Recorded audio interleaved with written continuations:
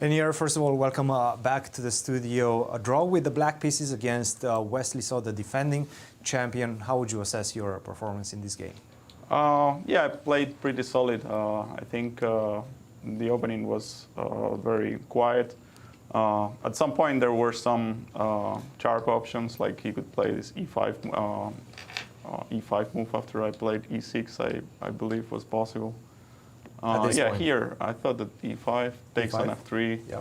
Queen F3, and if bishop takes E5, knight B5. But I thought I can play knight E7 and sacrifice the exchange, and after Queen A8, for example, yeah, King D7 takes.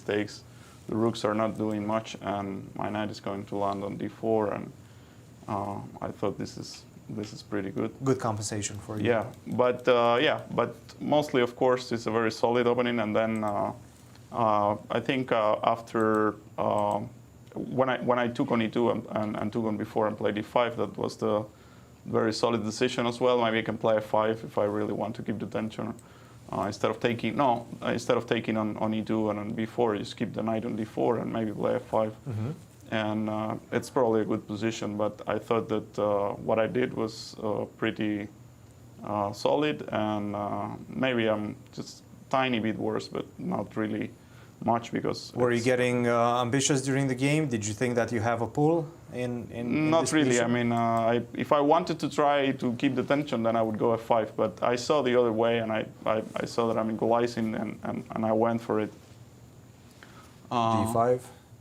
Yeah. Were you concerned at all by this expansion with H4? Yeah, well, I wasn't thinking about H4, but I thought in general that he can keep the tension, move like Rook FD1 or something like that. But yeah, I thought I can take and play Queen C7 or something, and then eventually we'll be fine. But I don't know, maybe white is a bit better. But I thought it's nothing too serious, and I should be able to equalize. Nothing to be worried about. But yeah, the way we played, I mean, ED. Of course, if Queen F3 here, it's nothing to worry about, because I can play Rook A B8 and C5, D4, and C6 I can take on C6, leading to a drawish endgame. Take. This is very drawish. And then A5 or... Yeah, should be fine. fine. Color bishops. There's no reason why you would be worse here.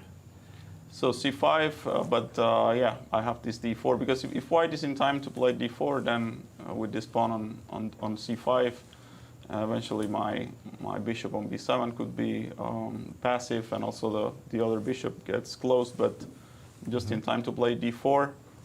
And yeah, then here I thought I was just out of danger. And it seemed like he felt the same way, because you guys were kind of already speeding things up, rushing to that equal position. There's no way for either side to create chances here, I believe. Yeah.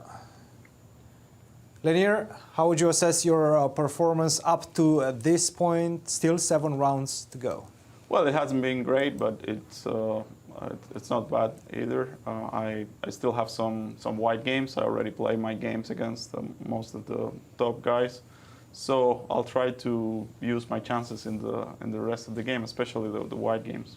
Especially now that Fabiano seems to be speeding up in the tournament. He seems to be winning against Elshan as well. Yeah, of course. When Fabio is in shape, he can really score like that. Then, I mean, if he keeps scoring like that, there won't be much of a fight for the championship. But okay, still there are some rounds to go, and a lot of things can happen. So for myself, I have to try to use the chances that I get and try to press a bit. Plenty of rounds to go, a lot of energy to be spent. We'll let you recover, and we'll see you tomorrow. Thank you. Thank you, Leinier.